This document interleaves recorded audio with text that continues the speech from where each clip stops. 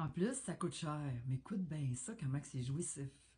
Le 3 arrive au Canada aujourd'hui. Un sondage ce matin, Andy, qui démontre que les Québécois prennent leur distance face à la monarchie. Pas trop d'attachement, ça on peut le dire. Puis c'est assez sans équivoque, en fait, à Anne-Sophie qui est sur le terrain ce matin. C'est un sondage léger commandé par le journal et TVA. Eh bien, pour une fois que c'est vrai. C'est près de 9 Québécois sur 10 quand même.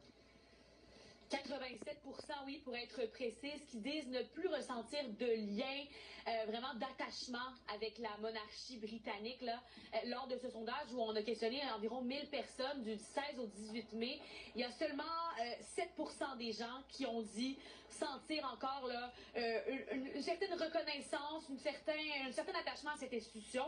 En 2022, la firme Léger avait déjà là, sondé les gens sur la même question. On était environ à 81% des gens qui disaient ne pas se sentir attachés. Alors on voit déjà que ça diminue, que de moins en moins d'intérêt. Il y aura le discours du trône qui sera prononcé demain par le roi Charles. On a aussi questionné les gens là-dessus à savoir est-ce que ça avait sa place.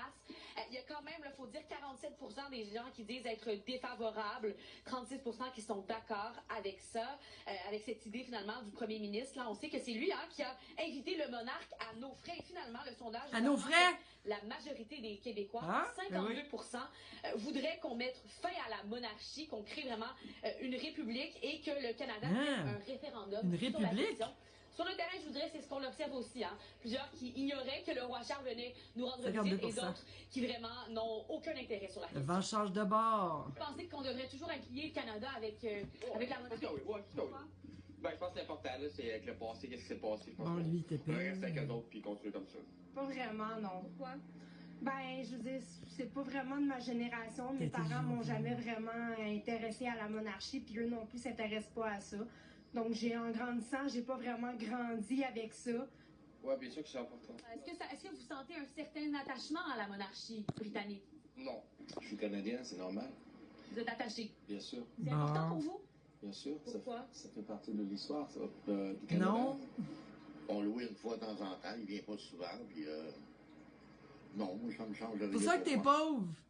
Anne-Sophie le disait, il y a le discours du trône demain. Entre-temps, aujourd'hui, il y a quand même des activités. La famille royale qui il dépense à nos frais. L'après-midi, arriver, vous voyez, à l'aéroport d'Ottawa, il y aura une visite du parc Lansdowne où on va tenir un rassemblement communautaire. Par la suite, on va se rendre à Rideau Hall où Mary Simon sera là. Évidemment, il y aura d'autres invités d'honneur à cet endroit-là. Cérémonie de plantation d'arbres et rencontre avec cette même plantation d'arbres. Mary Simon et le premier ministre Mark Carney.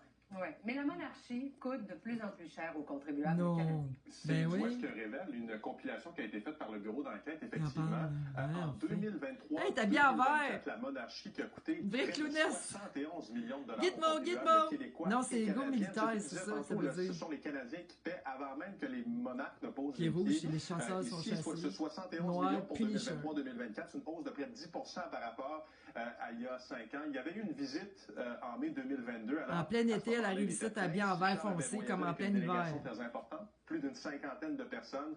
Et la facture totale pour ces quelques journées, on parlait de 3 jours à l'époque, c'était 2 millions de dollars, dont près de 100 000 dollars uniquement pour les repas.